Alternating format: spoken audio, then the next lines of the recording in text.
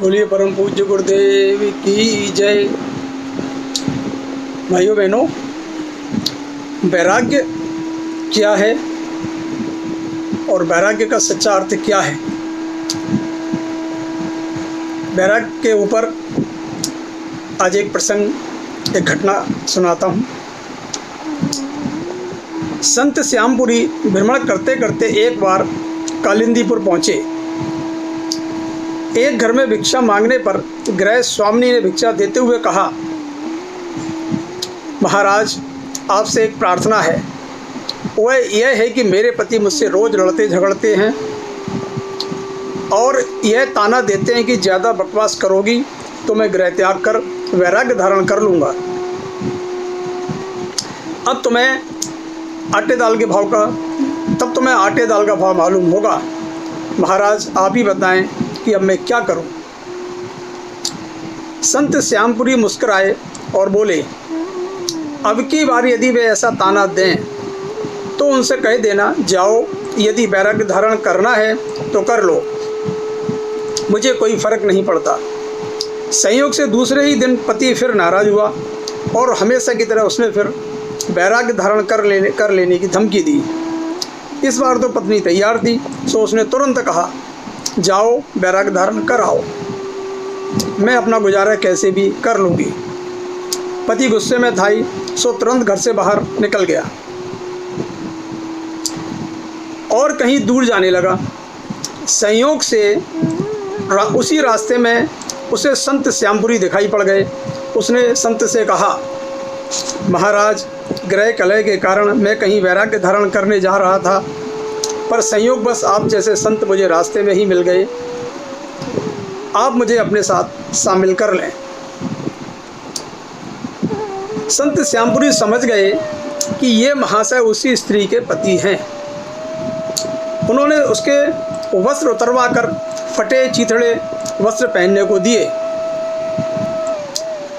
फटे चितड़े वस्त्र देखकर ही वह घबराया। संत श्यामपुरी उसकी मनोदशा भाप गए। उन्होंने कहा, वैराग्य धारण करना बच्चों का खेल नहीं है। अभी तुम्हारा मन बच्चा है।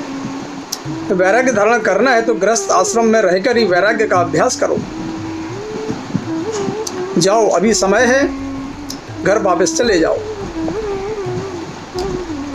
क्योंकि मेरे साथ रहने पर तुम्हें कोई भौतिक सुख, मान सम्मान प्राप्त नहीं होगा। इस पर वह बोला, महाराज, मैं आपकी हर आज्ञा का पालन करूंगा और उसी से मैं प्रसन्न रहूंगा, पर आप मुझे घर लौटने को न कहें। तब संत श्यामपुरी ने उसके सारे शरीर पर भस्म लगाई, विभूत लगाई और एक झोली तथा एक कटोरा दे दिया और कहा कि जाओ, भिक्षा लेके आओ। वह समीप के गांव में गया और घर घर जाकर भिक्षा मांगने लगा, पर उसे देख करके सब लोगों ने दरवाजे बंद कर दिए। बड़ी मुश्किल से उसे एक दो घरों से बासी चावल, रोटी और सब्जी मिली। वह लेकर संत के पास आया। उसने झोला और बर्तन खाली किया,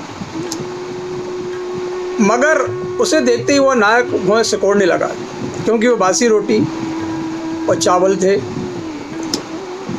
तो संतपुरी ने उससे कहा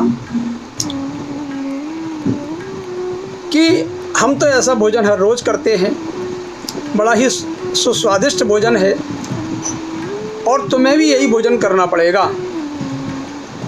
घर के मिष्ठान और भोजन, सुख सुविधाएं यहाँ नहीं मिलेंगी। वैराग्य धारण करना आसान नहीं है। ध्यान रखो, यह सूली ऊपर सेज पिया की जैसा है। यह सुनकर वह बोला, यदि वैराग्य ऐसा ही है तब तो मेरा घर ही अच्छा है। ऐसा कहकर वह ब्राह्मण अपने घर को वापस चला गया। कुछ दिनों बाद संत श्यामपुरी उसके घर पहुँचे तो उसकी पत्नी आई और बोली, भगवान, अब वे मुझे तंग नहीं करते और ना ही वैराग्य धारण करने की धमकी देते हैं। वैराग्य का सच्चा अर्थ मन की मुक्ति से है। मन यदि मुक्त हो जाता है तो व्यक्ति संसार की ओर आकर्षित नहीं होता। कई बार लोग संसार से भागने को वैराग्य समझ बैठते हैं, परंतु वैराग्य पलायन का नाम नहीं है।